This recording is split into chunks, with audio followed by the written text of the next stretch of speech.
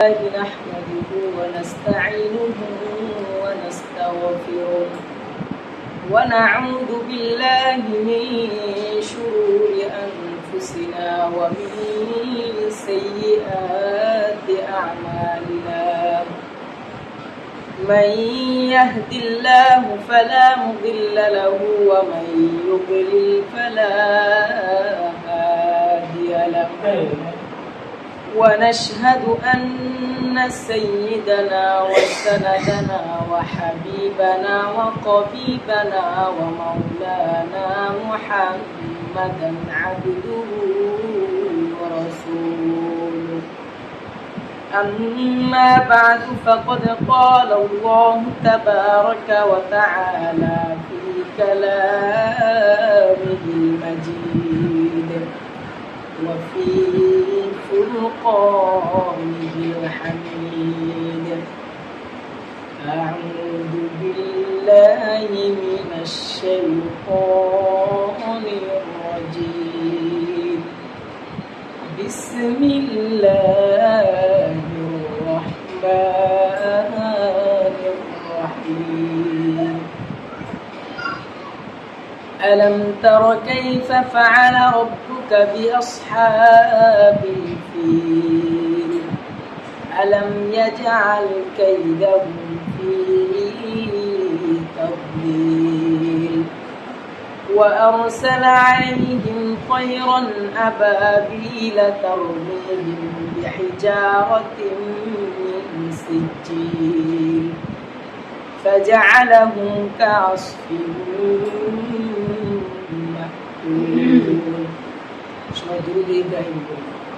اللهم صل على محمد وعلى آل محمد كما صليت على إبراهيم وعلى آل إبراهيم إنك حميد مجيد اللهم بارك على محمد وعلى آل محمد كما باركت على إبراهيم وعلى آل إبراهيم إنك حميد مجيد সম্মানিত মুহতারাম মুআজ্জিজ মুহাজিরিন, যে মহান আল্লাহ পাক রব্বুল আলামিন আমাকে আপনাকে মসজিদে এনে বসার এবং ওনার কোরআন থেকে কিছু কথা শোনার তৌফিক দান করেছেন, সে মহান আল্লাহ পাক রব্বুল আলামিনের দরবারে আমরা সকলে অন্তরের অন্তঃস্থল থেকে বলি আলহামদুলিল্লাহ। আলহামদুলিল্লাহ। যে মহান আল্লাহ পাক রব্বুল আলামিন আমাকে আপনাকে সমস্ত মানুষ থেকে নির্বাচন করে সুস্থ অবস্থায় মসজিদে এসে আল্লাহ তাআলার কোরআনের বাণী শোনার তৌফিক দান করেছেন, সে মহান আল্লাহ পাক রব্বুল আলামিনের দরবারে আমরা সকলে আবারও অন্তরের অন্তঃস্থল থেকে বলি আলহামদুলিল্লাহ। আলহামদুলিল্লাহ। সম্মানিত মুহতারাম মুআজ্জিজ মুহাজিরিন, আমাদের আলোচনার বিষয়বস্তু ছিল রাসূল সাল্লাল্লাহু আলাইহি ওয়াসাল্লামের জীবনী। রাসূল সাল্লাল্লাহু আলাইহি ওয়াসাল্লামের জন্মের পূর্বের আরবের অবস্থা এবং জন্মের পরের আরবের অবস্থা এবং রাসূল সাল্লাল্লাহু আলাইহি ওয়াসাল্লামের নবুয়াতের, তিনি যে নবুয়াত প্রাপ্ত হয়েছেন এর পরের আরবের অবস্থা এবং ইসলামকে নিয়ে আমাদের আলোচনা করা এটা মূল ছিল। তো আমরা গত সপ্তাহ আগের সপ্তাহে একটা বিষয় নিয়ে আলোচনা করেছিলাম যে রাসূল সাল্লাল্লাহু আলাইহি সাল্লাম যখন জন্মগ্রহণ করেছেন তখন তো অনেক ধরনের মুজিজা দুনিয়াতে প্রকাশ পেয়েছে, যেগুলা যেই সমস্ত মুজিজা রাসূল সাল্লাল্লাহু আলাইহি সাল্লামের জন্মের শুভাগমনের সাক্ষী দিচ্ছিল, যেই সমস্ত ঘটনা। তো রাসূল সাল্লাল্লাহু আলাইহি সাল্লামের জন্মের 50 দিন আগে একটা ঘটনা, এটা খুবই প্রসিদ্ধ, যেটা আল্লাহ পাক রব্বুল আলামিন রাসূল সাল্লাল্লাহু আলাইহি সাল্লাম নবুয়ত প্রাপ্ত হওয়ার পরে রাসূল সাল্লাল্লাহু আলাইহি সাল্লামকে সান্ত্বনা দিয়ে এই সূরাটা নাযিল করেছিলেন। সূরাটার নাম হচ্ছে ফিল, আমরা যেটা গ্রামীণ ভাষায় বলি যে আলাম তারা। এই সূরাটা আল্লাহ পাক রব্বুল আলামিন রাসূল সাল্লাল্লাহু আলাইহি সাল্লামকে সান্ত্বনা দেওয়ার জন্য যখন কাফেররা সাহাবাদের উপরে রাসূল সাল্লাল্লাহু আলাইহি সাল্লামের উপরে নির্যাতন করতেছিল, তখন আল্লাহ পাক রব্বুল আলামিন এই সূরা নাযিল করেছেন। যে আলাম তারা কাইফা ফাআলা রাব্বুকা বিআসহাবিল ফিল, হে নবী তারা কি দেখে নাই যে আমি আব্রাহার কি অবস্থা করেছিলাম? রাসূল সাল্লাল্লাহু আলাইহি ওয়াসাল্লাম যখন জন্মগ্রহণ করেছেন এর 50 দিন আগে এই মক্কাতে ইয়ামেনের শাসক আব্রাহা সফরে এসেছিল।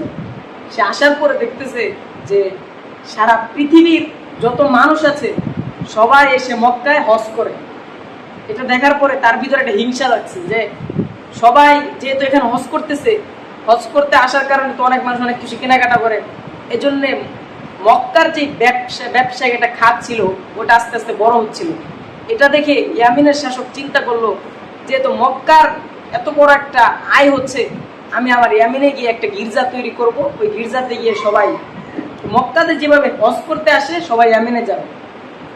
যখন সে নিয়ত করলো, সে মক্কা থেকে ফেরার পরে সে যখন ইয়ামেনে গেছে, ইয়ামেনে যাওয়ার পরে সে একটা গির্জা তৈরি করলো, সুন্দর, বিশাল সুন্দর। মক্কা কেমন, মক্কার চেয়ে আরো বেশি সুন্দর একটা গির্জা তৈরি করার পরে ওই সমস্ত ওই যুগের মানুষ সবাই তো ছিল নাফরমান, সবাই কাফের ছিল। কাফের থাকা সত্ত্বেও ইব্রাহিম আলাইহিসসালাম, যে ইব্রাহিম আলাইহিসসালাম পুত্র ইসমাইল আলাইহিসসালাম তাদেরকে যে দ্বীনের দাওয়াত দিয়ে গিয়েছিল, এই দ্বীনের দাওয়াত দেওয়ার কারণে তাদের ভিতরে মক্কার প্রতি আলাদা একটা টান ছিল। ইয়ামেনের মুসলমানরা, তারা ইয়ামেনের মুনাফিকরা, তারা কাফের হওয়া সত্ত্বেও তাদের মক্কার প্রতি আলাদা একটা টান ছিল। এই টানের কারণ হচ্ছে যে ইব্রাহিম আলাইহিসসালাম আর ইসমাইল আলাইহিসসালাম ওনারা দুনিয়াতে এমন ভাবে দাওয়াত দিয়েছেন যে যত কাফের আছে, বেঈমান আছে, তাদের ভিতরেও ইসলামের প্রতি একটা দুর্বলতা কাজ করত। তারা হজ করতে আসতো। তখন ইয়ামেনের শাসক যখন তার ইয়ামেনে একটা গির্জা তৈরি করলো এবং সবাইকে বলে দিল আজকে থেকে আর হজ করতে যাইতে পারবা না, আমার এখানে সবাই তাওয়াফ করো, আমার গির্জার আশপাশে ঘুরবা। এটা শোনার পরে কাফেররা রাতের বেলা গিয়ে অন্ধকারে সবাই গিয়ে তার যে গির্জা ছিল গির্জার ভিতরে গিয়ে বাথরুম করে আসতো। যখন এভাবে 4-5 দিন হয়েছে, ইয়ামেনের শাসক যখন দেখলো যে তার গির্জা সবাই কেউ তো তাওয়াফ করেই না, বরঞ্চ গির্জার ভিতরে এসে সবাই বাথরুম করে দেয়, এটা দেখার পরে ইয়ামেনের শাসক ক্ষোভে সে ভাবলো যে আমি মক্কার যে কাবা ঘর আছে আমি এটাকে ধ্বংস করে দিই। এটা নিয়ত করে আব্রাহা সে তার বিশাল বড় বাহিনী নিয়ে 13টা হাতি, বিশাল বিশাল হাতি নিয়ে সে মক্কার দিকে রওনা দিছে। এটা হচ্ছে রাসূল সাল্লাল্লাহু আলাইহি ওয়াসাল্লামের জন্মের 50 দিন আগের টাইম। তো যখন সে মক্কার কাছাকাছি চলে আসছে, মদিনা আসার সময় তার যত হাতি আর যত বাহিনী আছে সবাই বসে গেছে, আর সামনের দিকে অগ্রসর হয় না। যখন হাতিকে মক্কার দিক থেকে ঘুরায়, উল্টা দিকে ঘুরায় দেয়, তখন হাতি দৌড় দেয়। কিন্তু যখন আবার মক্কার দিকে ঘুরায় দেয়, তখন সে হাতিগুলো মক্কার দিকে যায় না, আর এক পা অগ্রসর হইতেছে না। তখন আল্লাহ পাক রব্বুল আলামিন আবাবিল পাখি বানাইছেন। প্রত্যেকটা পাখি 3টা করে কঙ্কন নিয়ে আসছে, 3টা করে পাথর। যখন এই 3টা করে পাথর এই হাজার হাজার পাখি উপর দিয়ে আসতেছে, পুরো আকাশ মেঘাচ্ছন্ন হয়ে গেছে পাখির কারণে আকাশ দেখা যায় না, এই পরিমাণ পাখি। প্রত্যেকটা পাখি যখন 3টা করে পাথর ফেলছে, ফেলার সাথে সাথেই ওইখানে যত মানুষ ছিল, যত হাতি ছিল, সবগুলা মরে একবারে ঘাটে ঘাটে, মানে মানুষের একবার স্তূপ হয়ে গেছে। এমন ভাবে মানুষ মরা শুরু হয়েছে যে একজন মানুষের উপরে আরো 10 জন মানুষ পড়ে গেছে। যে মানুষটার উপরে পড়ছে সে মরার সুযোগ পায়নি, সে তো সবার নিচে পড়ে সে এমনিতে হত্যা হয়ে গেছে। এই পরিমাণে মানুষ মরছে। এবং যে আব্রাহা ছিল, যে এই পুরো বাহিনীটার নেতৃত্ব দিচ্ছিল, ওই আব্রাহার আল্লাহ পাক রব্বুল আলামিন এমন একটা রোগ দিছে, যেই রোগের কারণে তার আস্তে আস্তে শরীরটা পচতে পচতে এক সময় গিয়ে তার শরীরটা একটা পেঁচাকে যেমন দেখা যায়, তার শরীরটা এমন একটা রূপ ধারণ করছে। এবং সে যখন পেঁচার মতো হয়ে গেছে, হওয়ার পরেও তার মৃত্যু হয় না। আস্তে আস্তে ওই শরীরটা পচতে পচতে এক সময় গিয়ে তার যে কলিজা ছিল ওইটা বের হয়ে চলে আসছে। আল্লাহ পাক রব্বুল আলামিন এত নির্মম শাস্তি দিয়েছেন তাদেরকে। এটা হচ্ছে, এই কাহিনীটা হচ্ছে রাসূল সাল্লাল্লাহু আলাইহি ওয়াসাল্লাম যে উনি যে আগমন করবেন, এটা একটা পূর্বাভাস, এই 50 দিন আগের কাহিনী। এবং রাসূল সাল্লাল্লাহু আলাইহি ওয়াসাল্লাম যখন জন্মগ্রহণ করবেন, জন্মের প্রায় 2 মাস আগে রাসূল সাল্লাল্লাহু আলাইহি ওয়াসাল্লাম এর দাদা রাসূল সাল্লাল্লাহু আলাইহি ওয়াসাল্লাম পিতাকে মদিনায় পাঠাইছিলেন খেজুর আনার জন্য। যখন উনি খেজুর আনতে মদিনায় গেছেন, মদিনা থেকে ফেরার পথে রাসূল সাল্লাল্লাহু আলাইহি ওয়াসাল্লামের পিতা মারা যান। রাসূল সাল্লাল্লাহু আলাইহি ওয়াসাল্লামের আব্বা উনি মদিনা থেকে ফেরার পথে খেজুর নিয়ে আসতে পাঠাইছেন আব্দুল মুত্তালিব, কিন্তু খেজুর নিয়ে আসার সময় রাসূলুল্লাহ সাল্লাল্লাহু আলাইহি ওয়াসাল্লাম বাবা মারা গেছে। রাসূলুল্লাহ জন্মের পূর্বে যখন রাসূল সাল্লাল্লাহু আলাইহি ওয়াসাল্লাম দুনিয়াতে আগমন করলেন এবং রাসূল সাল্লাল্লাহু আলাইহি ওয়াসাল্লামের এই মদিনাতে মক্কায় তাদের একটা কথা ছিল যে ছেলেদেরকে, ছোট ছোট সন্তানদেরকে এই দূর দূর থেকে মহিলারা এসে নিয়ে যেত, তাদেরকে দুধ পান করাইত। আর এইভাবে যে দুধ পান করিত এর পিছনে একটা অন্যতম কারণ ছিল। কারণটা হচ্ছে যে যদি বর্তমানে তো আমাদের গ্রামের ভাষা খারাপ, আমাদের শহরের ভাষা সুন্দর, এটা আমাদের দেশে প্রচলিত, কিন্তু তখনকার আরবের শহরের যে ভাষা, শহরে তো অনেক ধরনের মানুষ এসে ব্যবসা বাণিজ্য করে, এজন্য সমস্ত ভাষার একটা মিশ্রণ হয়ে তাদের যে আসল ভাষা সেটা হারায় ফেলত ছেলেরা। এজন্য মক্কা থেকে ছোট ছোট শিশুদেরকে অন্যান্য মহিলারা এসে নিয়ে যেত টাকার বিনিময়ে, তাদেরকে দুধ পান করায় বড় করে আবার দিয়ে যেত। তাদেরকে তারা গ্রামে নিয়ে যেত। তাদের গ্রামের ভাষা ছিল সুন্দর, গ্রামের পরিবেশ ছিল সুন্দর, এই জন্যে ছোট ছোট শিশুদেরকে পাঠিয়ে দিত। যখন এই দূর দূর থেকে যখন মহিলারা আসছে মক্কায় ছোট ছোট শিশুদেরকে নিয়ে যাওয়ার জন্য, যখন তার রাসূল সাল্লাল্লাহু আলাইহি ওয়াসাল্লামের কাছে আসছে, রাসূল সাল্লাল্লাহু আলাইহি ওয়াসাল্লাম কেউ নিতে চায় না। কারণ মুহাম্মদ তো গরিব, মুহাম্মদের পিতা নাই, বাবা নাই। যদি তারা তাকে নিয়ে লালন পালন করে তাহলে যখন সে বড় হবে তখন তারা তাদেরকে মোটা অঙ্কের টাকা দিতে পারবে না। এই জন্য রাসূল সাল্লাল্লাহু আলাইহি ওয়াসাল্লাম কেউ নিতে চায় না। এবং ওই বাহিনীতে ওই যে কাফেলাটা আসছিল মক্কা ছোট ছোট শিশুদেরকে নিয়ে যাওয়ার জন্য, এর ভিতরে একটা ওই কাফেলা ছিল, সেটা হচ্ছে হালিমাতুস সাদিয়া রাদিয়াল্লাহু তাআলা আনহা। তো উনি যখন মক্কায় আসছেন, আসার পরে উনার অবস্থা এমন ছিল যে উনার কুলে একটা বাচ্চা ছিল, ওই বাচ্চাও দুধ খাওয়ার পর্যন্ত দুধ নাই, উনার নিজের স্তরেই দুধ নাই, আবার উনি আসছেন বাচ্চা নিয়ে যাওয়ার জন্য। যখন এই অবস্থায় উনি আসছেন, উনাকেও কেউ বাচ্চা দেয় না, আবার মুহাম্মদ সাল্লাল্লাহু আলাইহি ওয়াসাল্লামকে কেউ নেয় না।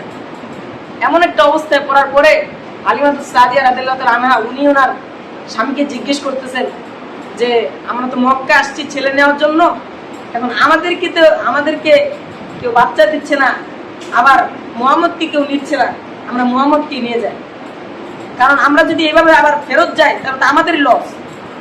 হালিমাতুস সাদিয়া রাদিয়াল্লাহু তাআলা আনহা বলেন যে আল্লাহর কসম, আমি যখন মুহাম্মদকে আমার কুলের ভিতরে নিছি, কুলের ভিতরে নেওয়ার সাথে সাথেই আমার দুইটা স্তনের ভিতরে একটু দুধও ছিল না, মুহাম্মদকে নেওয়ার সাথে সাথেই আমার দুইটা স্তন দুধে ভরে গেছে।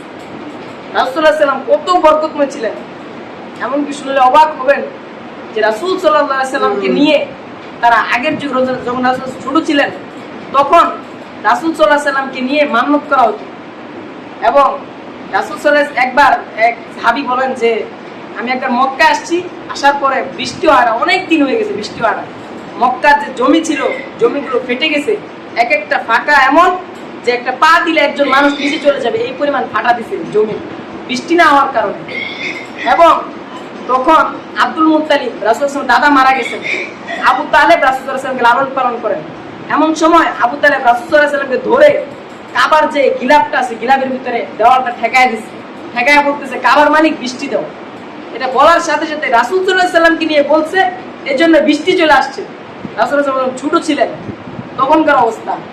আর হালিমাতুস সাদিয়া যখন রাসূল সাল্লাল্লাহু আলাইহি ওয়াসাল্লামকে এই লালন পালন করার জন্য কুলে নিলেন এবং তাকে মক্কায় নিয়ে যাবেন, তাদের গ্রামে নিয়ে যাবেন, তখন হালিমাতুস সাদিয়া রাদিয়াল্লাহু আনহা দুইটা স্তন দুধে ভরে গেছে এবং তারা যেই বকরিতে করে আসছিল ওই বকরির স্তনে কোনো দুধ ছিল না। এবং তারা বলেন যে যখন আমরা কাফেলার সাথে চলতেছিলাম আসার সময় সবাই আমাদের আগে চলে আসছে, কিন্তু আমরা যখন যাওয়ার জন্যে আমরা যখন আমাদের গ্রামে ফেরার সময় আমরা বকরিতে ওঠার সাথে সাথে আমাদের বকরিগুলো সবার আগে চলে গেছে, এই মুহাম্মদ সাল্লাল্লাহু আলাইহি ওয়াসাল্লাম বরকতের কারণে। এমনকি মদিনায় ওনারা যখন আসছেন মক্কায়, মদিনায় কোনো বৃষ্টি হইতো না, তখন রাসূল সাল্লাল্লাহু আলাইহি ওয়াসাল্লাম যখন ওই এরিয়ার ভিতরে ঢুকছে, রাসূল সাল্লাল্লাহু ওই বকরিটা ঢুকার সাথে সাথে ওই এলাকার ভিতরে বৃষ্টি হওয়া শুরু করছে। এবং রাসূল সাল্লাল্লাহু আলাইহি ওয়াসাল্লাম যে হালিমাতুস সাদিয়া রাদিয়াল্লাহু তাআলা আনহার কাছে থাকতেন এবং ওনার কাছে লালিত হচ্ছিলেন, উনি সবসময় হালিমাতুস সাদিয়া রাদিয়াল্লাহু তাআলা আনহার ওনার দুধ মায়ের এক স্তন থেকে দুধ পান করতেন এবং আরেক স্তনের দুধ কখনোই পান করতেন না, কারণ তিনি ছিলেন ইনসাফকারী।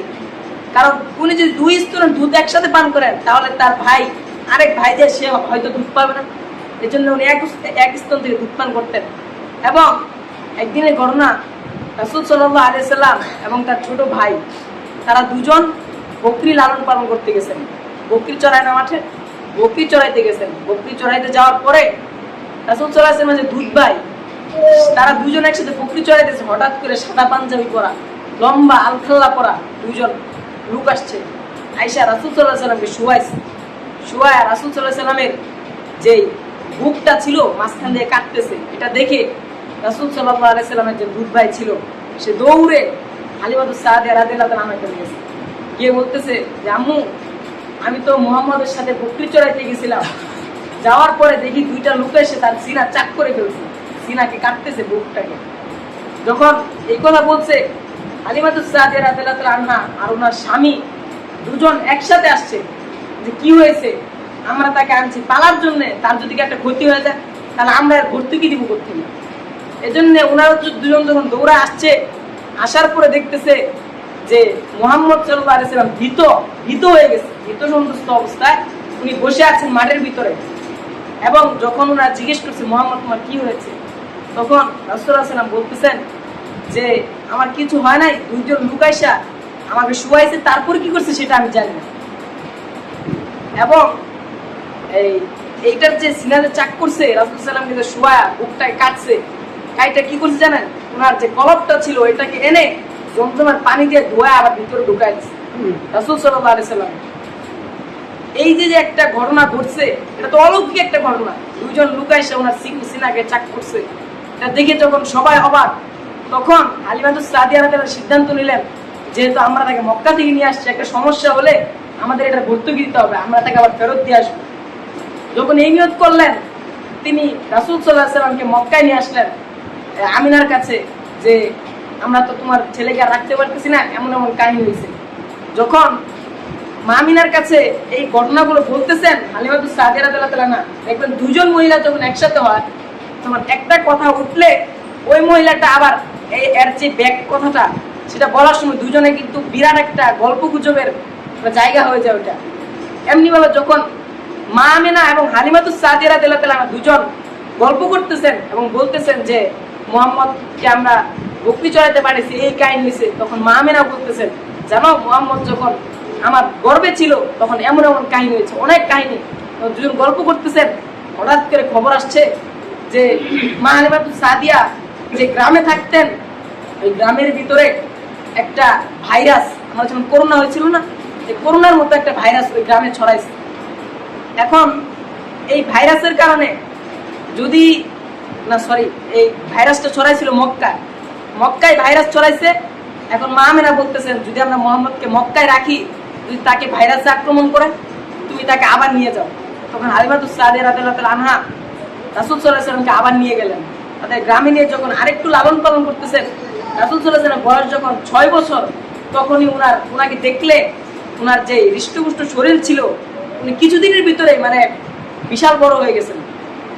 তখন একদিন মা হালিমাতুস সাদিয়া রাদিয়াল্লাহু আনহা চিন্তা করলেন যে মুহাম্মদের যে সিনা চাক করলো, বুকটা কাটলো, আমি যাই একটা তান্ত্রিকের কাছে যাই। তখনকার যুগে তান্ত্রিকের কবিরাজ ছিল না, তান্ত্রিকের প্রচলন ছিল। তখন তাওরাত কিতাবের একজন মানে পণ্ডিত ওনার কাছে রাসূল সাল্লাল্লাহু আলাইহি ওয়াসাল্লামকে নিয়ে গেছে যে দেখো তো ওর তো সিনা চাক করছে, বুক কাটছে, একটা লোক দুইটা লোক আসে, এটা কাহিনী কি হয়েছে এটা। তখন ওই লোকটা রাসূল সাল্লাল্লাহু আলাইহি ওয়াসাল্লামকে জড়ায় ধরছে, ধইয়া রাসূল সাল্লাল্লাহু আলাইহি ওয়াসাল্লাম আলগি দিয়া বলতেছে যে হে মদিনার মানুষ, তোমরা সকলে আয়েশা তাকে হত্যা করো, কারণ যখন তার 40 বছর হয়ে যাবে তখন সে নবুয়ত প্রাপ্ত হবে এবং সে হচ্ছে ইসলামের ধারক বাহক, সে পরবর্তীতে রাসূল হবে। তোমরা যে যেখানে থাকো তাকে এসে হত্যা করো। রাসূল সাল্লাল্লাহু আলাইহি ওয়াসাল্লামকে ধরে এভাবে আলগি দিয়ে সবাই উদ্দেশ্য করে বলতেছে। তখন হালিমাতুস সাদিয়া রাদিয়াল্লাহু আনহা রাসূল সাল্লাল্লাহু আলাইহি ওয়াসাল্লামকে কোলে নিয়ে দৌড়ে বাড়িতে চলে আসছেন। আসার পরে উনি মক্কায় এসে রাসূল সাল্লাল্লাহু আলাইহি ওয়াসাল্লামকে আবার ফেরত দিয়ে গেছেন মা আমিনার কাছে। এভাবে যখন রাসূল সাল্লাল্লাহু আলাইহি ওয়াসাল্লাম বড় হইতে লাগলেন, রাসূল সাল্লাল্লাহু আলাইহি ওয়াসাল্লামের তো বাবা ছিল না, উনি ছোট থেকে এতিম অবস্থায় বড় হয়েছেন। এবং একদিন ওনার মা চিন্তা করলেন যে মুহাম্মদ তো ছোটকাল থেকে ওর বাবাকে দেখে নাই, ওর বাবার কবরটা গিয়ে দেখায় নিয়ে আসে। এবং হালিমাতুস সাদিয়া না মা আমিনা উনি রাসূল সাল্লাল্লাহু আলাইহি সাল্লামকে এবং আব্দুল মুত্তালিব ওনার দাদা আরেকজন বাদী ওনার তিনজন মিলে গেছেন রাসূল সাল্লাল্লাহু আলাইহি সাল্লামের বাবার কবর জিয়ারত করার জন্য মদিনায়। যখন ওনারা মদিনায় গেছেন, মদিনা থেকে ফেরার পথে একটা জায়গায় ওনারা বিশ্রাম নেওয়ার জন্য বসছেন। বসার সময় খালি মা আমেনা ইন্তিকাল করছেন। তখন রাসূল সাল্লাল্লাহু আলাইহি সাল্লাম সেখানে বলে চিৎকার দিতেছিলেন যে, মা, জন্মের আগেই তো বাবা চলে গেছে, আবার এখন কিছুদিন হইল আমি একটু বড়, 6 বছর বয়স, এখন তুমিও আমাকে ছেড়ে চলে গেলা। এই ছোট্ট একটা বাচ্চা ওনাকে ছেড়ে, যখন বাবা তো আগেই চলে গেছে, মাও চলে গেছে, আবার 2-3 মাস পরে দাদাও মারা গেছে। দাদা মারা যাওয়ার পরে রাসূল সাল্লাল্লাহু আলাইহি সাল্লামকে লালন পালন করেছিলেন ওনার চাচা আবু তালেব। আবু তালেব রাসূল সাল্লাল্লাহু আলাইহি সাল্লামকে যেই পরিমাণ মহব্বত করেছিলেন, পৃথিবীর কোনো মানুষ রাসূল সাল্লাল্লাহু আলাইহি সাল্লামকে এই পরিমাণ মহব্বত করতে পারবেও না। আবু তালেব যখন মারা যাচ্ছিলেন, তখন রাসূল সাল্লাল্লাহু আলাইহি সাল্লাম আবু তালেবকে বলতেছিলেন যে, চাচা, আপনি কালিমাটা পড়েন। উনি বলতেছেন, না, আমি যদি কালিমা পড়ে দুনিয়া ত্যাগ করি তাহলে দুনিয়ার মানুষ আমাকে ধিক্কার দিবে, যে তালেব, তুই সারা জীবন আমাদের ধর্মের উপরে থেকে মৃত্যুর সময় তো ভাতিজার ধর্ম গ্রহণ করছিস। এই অসম্মানের কারণে উনি রাসূল সাল্লাল্লাহু আলাইহি সাল্লামের ধর্ম গ্রহণ করে নাই। এবং উনি এটাও বলছেন, রাসূল সাল্লাল্লাহু বলছেন যে, চাচা, আমি আপনাকে কালিমা বলে আপনি ঠোঁটটা নাড়ান, আমি পৃথিবীর কাউকে বলবো না, আমি কাউকে শোনাবো না যে আপনি কালিমা গ্রহণ করেছিলেন, কালিমা পড়েছেন। এবং এমনভাবে বলেছেন যে, দেখেন পাতার ভিতরে কি লেখা গাছের। উনি বলছেন, না, গাছের পাতার ভিতরে তোমার কালিমা লেখা, আমি যদি ওই কালিমা পড়ি তাহলে তার মুসলমান হয়ে যাব। তারপর মৃত্যুর সময় রাসূল সাল্লাল্লাহু আলাইহি কি পরিমাণ চেষ্টা করছেন এবং বহুত কান্না করেছেন। আবু তালেবকে চাচা কি পরিমাণ মহব্বত করলে উনি এই পরিমাণ কান্না করেন চাচার জন্য, যে চাচাকে আমি জান্নাতে, আমি চাচা জাহান্নামে জ্বলবে, আমি জান্নাতে কিভাবে থাকবো। তো আদরের চাচা, আমি তো রাসূল সাল্লাল্লাহু আলাইহি সাল্লামকে স্বপ্ন দেখার আকাঙ্ক্ষা করি, আর রাসূল সাল্লাল্লাহু আলাইহি সাল্লাম ওই চাচার এই হাঁটুর উপরে মাথা রেখে ঘুমাইছেন। তার চাচা তার কতটা নিকটবর্তী ছিলেন। তো রাসূল সাল্লাল্লাহু আলাইহি সাল্লাম যখন এভাবে বড় হইতেছেন, তো চাচা চলে গেছে, তারপর আগে মা চলে গেছে, তারপর চাচা, করতে করতে রাসূল সাল্লাল্লাহু আলাইহি সাল্লামের বয়স যখন 40 বছর হয়েছে, তখন তিনি নবুয়ত প্রাপ্ত হয়েছেন। এবং 40 বছর বয়সে নবুয়ত প্রাপ্ত হওয়ার ঘটনা আমরা সামনের সপ্তাহে ইনশাআল্লাহ আলোচনা করব।